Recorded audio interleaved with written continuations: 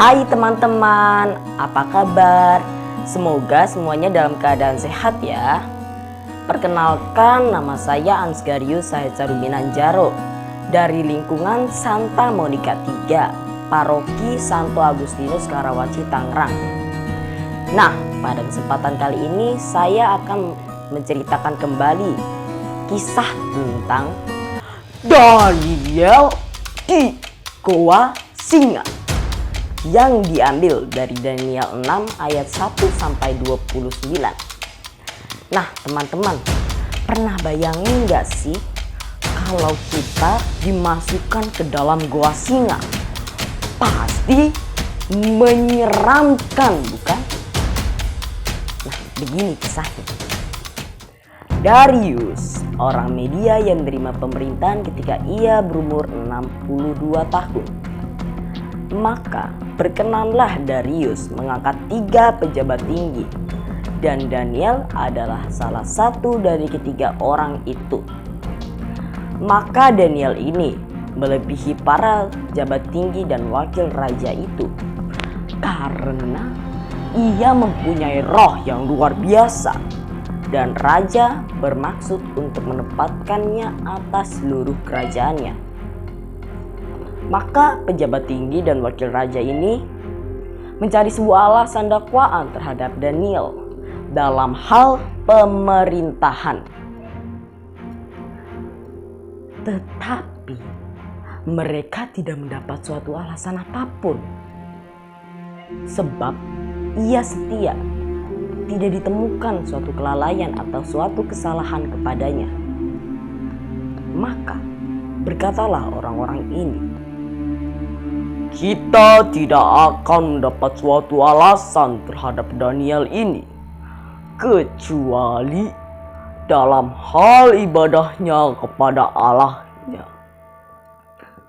Lalu bergegaslah orang-orang ini menghadap raja serta berkata kepadanya, "Ya Raja Darius, kami para pejabat tinggi di seluruh kerajaan ini telah mufakat agar dibuat suatu larangan agar barang siapa yang dalam 30 hari menyampaikan permohonannya kepada salah satu dewa atau manusia kecuali tuanku ya raja, maka ia akan dilemparkan ke dalam goa singa. Dan buatlah suatu surat perintah yang menurut undang-undang orang Media dan Persia tidak dapat diubah." Demi didengar Daniel, bergegaslah ia ke rumahnya dan mendapati Daniel sedang berdoa dan memuji Allahnya. Lalu mereka bergegas kembali menghadap raja serta menanyakan tentang larangan raja. Setelah itu mereka berkata kepada raja, "Daniel, salah seorang buangan dari Yehuda, tidak mengindahkan tuanku dan tidak mengindahkan larangan yang tuanku berikan. Tetapi 3 kali sehari ia berdoa dan memuji Allahnya." Setelah mendengar hal itu, ia sangat sedih. Ia berusaha untuk mencari jalan keluar untuk Daniel. Bahkan sampai matahari masuk, raja masih berusaha untuk menolongnya. Lalu raja berkata kepada Daniel, "Daniel, Allahmu yang kau sembah dengan tekun, kiranya Dia yang akan melepaskan engkau." Setelah itu raja memberi perintah dan Daniel dilemparkan ke dalam goa singa. Setelah itu raja bergegas ke dalam istananya. Berpuasalah ia semalam-malaman itu dan ia tidak dapat tidur. Pagi-pagi sekali ketika fajar masih menyingsing, bangunlah raja dan dengan buru-buru pergi ke goa singa itu. Berserulah ia kepada Daniel dengan suara yang sayu, Daniel, hamba Allah yang hidup. Allahmu yang kau sembah dengan tekun, sanggupkah ia menyelamatkan engkau dari cengkaman singa-singa itu? Jawab Daniel kepada raja, "Ya raja, kekalah hidupmu. Allahku telah mengutus malaikatnya untuk mengaturkan bulu singa-singa itu, sehingga mereka tidak mengapa-apakan aku. Karena ternyata aku tak bersalah di hadapannya, tetapi juga terhadap tuanku ya raja. Aku tidak melakukan kejahatan." Setelah mendengar hal itu, raja sangat bersukacita. Ia memberi perintah agar Daniel ditarik dari dalam gua itu.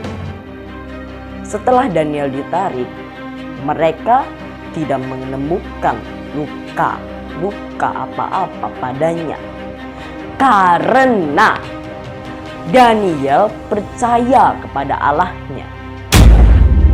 Setelah itu, raja memberi perintah dan orang-orang yang telah menuduh Daniel dilemparkan ke dalam goa singa. Lalu raja memberikan surat perintah kepada seluruh bangsa. Bunyinya, "Bertambah-tambahlah kiranya kesejahteraanmu. Dengan ini kuberikan perintah bahwa di seluruh kerajaan yang kukuasai, orang harus takut dan gentar terhadap Allahnya Daniel. Sebab dialah Allah yang hidup. Kerajaannya tidak akan binasa dan pemerintahannya tidak akan pernah berakhir. Dialah Allah yang telah menunjukkan tanda dan mukjizat dari langit dan bumi. Dialah Allah yang telah menolong dan menyelamatkan Daniel dari cengkaman singa-singa."